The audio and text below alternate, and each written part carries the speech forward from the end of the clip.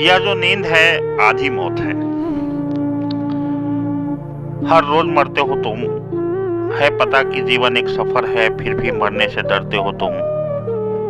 नींद अगर मौत नहीं तो फिर होते तो तुम ही हो, पर नींद में हुआ क्या यह तुम्हें पता क्यों नहीं। यह आधी मौत जो तुम रोज मरते हो और इस मौत की तमाम बातें तुम्हें याद होती है जिंदा होने के बाद, मतलब जगने के बाद। अब सोने से पहले की तमाम बातें याद होती है जगने के बाद, क्योंकि यह आधी मौत है। हाँ, यह भी एक मौत है।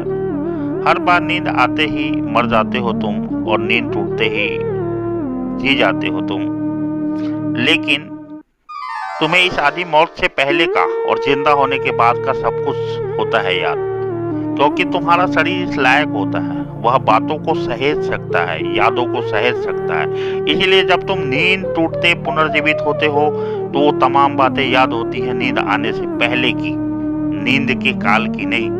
लेकिन तुम्हारी मौत जब होती है, जब तुम्हारी पूरी मौत होती है, उससे पहले तुम्हारा शरीर लगभग मर चुका होता है। शरीर के अंग, खास करके वह अंग जो बातों को सहेज सकता है, मृत हो चुका होता है। पता नहीं तुम कितनी बार पैदा हुए हो, पता नहीं तुम कितनी बार मरे हो, लेकिन तुम्हारे पास मौत का अनुभव नहीं हर बार जिंदा होने के बाद, क्योंकि यह तुम्हारी पूरी मौत होती है, पूर्ण मौत होती है। इस शरीर के साथ तुम्हारी पूर्ण मौत होती है, और तुम्हारा शरीर का वह तमाम जरूरी अंग तुमसे पहले मर चुका होता है, जो इस मौत के अनुभवों को सहेज सकता है। जो इस मौत के अनुभवों को सहेज सकता हो, ऐसे तमाम अंग तुम्हारे मरने से पहले मृत हो चुके होते हैं, इसलिए तुम्हें मौत की कोई बातें याद नहीं होती। अन्यथा तुम पता नहीं कितनी बार पैदा हुए और कितनी बार मौत को उपलब्ध हुए हो, लेकिन आज तुम्हें या तुमसे कोई पूछे कि मौत कैसे होती है, तुम नहीं बता सकते। लेकिन एक जीवन और भी है, और वह है तुम्हारा आधा जीवन, जो जीते तो तुम ही हो, लेकिन उसकी कोई जानकारी तुम्हारे अंग सहेज नहीं पाते, क्योंकि वह तमाम वक्त आधी मौत स्वरूप आधी बीतती है तुम्हारी नींद के रूप में। वह आधी मौत है तुम्हारी नींद। हर 24 घंटे में लगभग 7-8 घंटे तुम आधी मौत जी रहे होते हो, और उसकी कोई भी बात तुम्हें याद नहीं होती। लेकिन जो लोग ध्यान में जा सकते हैं, जो लोग चैतन्य को जागृत कर लेते हैं, वह नींद तो पूरी कर लेते हैं, वह नींद तो पूरी लेते हैं, लेकिन जिंदा रहते हैं नींद में भी।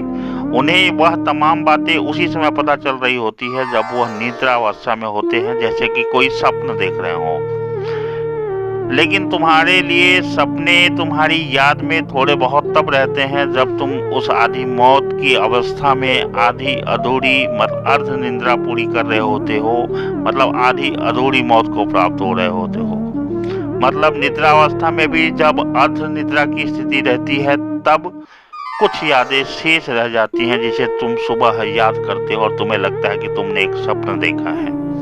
तब तुम्हें यह महसूस होता है जगने के बाद कि तुमने कोई स्वप्न देखा है। लेकिन जब तुम इस लायक अपनी चेतना को प्राप्त हो जाते हो कि स्वप्न में भी तुम्हें उसी समय महसूस होता हो कि मैं स्वप्न देख रहा हूँ और क्या देख रहा हूँ, वहीं एक द्वार खुलता है सामूहिक चैतन्य का।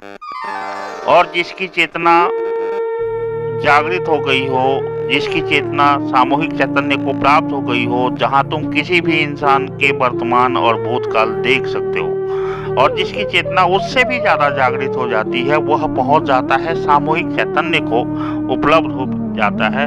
और सामूहिक चैतन्य का द्वार वही व्यक्तिगत चेतना के से खुलता है। प्राकृतिक सामूहिक चेतना के द्वार के बाद अगला द्वार होता है प्राकृतिक चेतना का, और जो व्यक्ति प्राकृतिक चैतन्य को प्राप्त हो गया हो, जो प्राकृतिक चैतन्य को उपलब्ध हो गया हो, उसे प्रकृति के बारे में समस्त जानकारियां उपलब्ध हो जाती हैं। जैसे पृथ्वी के निर्माण से लेके प्रलय तक की, धरती की रचना है लेके प्रकृति के विध्वंस तक की तमाम जानकारियां, तमाम वो बातें जो भूगोल और इतिहास के किताबों में दर्ज नहीं है, वह भी तुम्हारे मानस पटल में दर्ज हो सकती हैं। इसीलिए तमाम ग्रंथों में जो प्रलय की चर्चा हुई है, इन ग्रंथों के रचयिता ने आपस में बैठकर कभी जानकारियां साझा नहीं की होंगी, लेकिन तमाम ग्रंथों में इस बात की चर्चा है कि धरती पर कभी प्रलय आया था।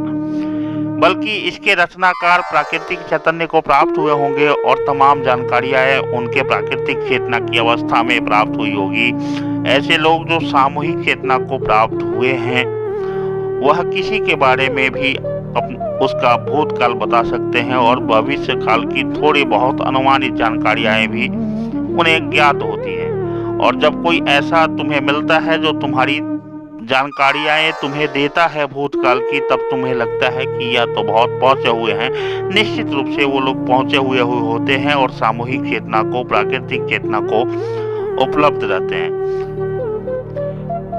जो प्राकृतिक चेतना को उपलब्ध है उसे वह तमाम जानकारियां उपलब्ध हैं जो शायद किसी भूगोल की किताब में, किसी इतिहास की किताब में और किसी ग्रंथ में ना हो। जो ध्यान को प्राप्त है वह जन्म काल, पिछले जन्म और तमाम जानकारियां रख सकता है। गर्भ काल में परमात्मा से हुई तमाम मुख्य संवाद तक उसे याद होता है, बल्कि उस काल में वह पहुंच भी सकता है। तुम्हारा शरीर केवल मांस मज्जा नहीं है, बल्कि इसमें वास्तव में एक चेतना है और वही चेतना तुम हो, क्योंकि शरीर तो केवल तुम्हारा तत्कालिक निवास मात्र है। तुम याद करो बचपन का वह काल जब तुम थे तो जरूर, लेकिन तुम्हारे मानस पटल में कोई भी यादें शेष नहीं है।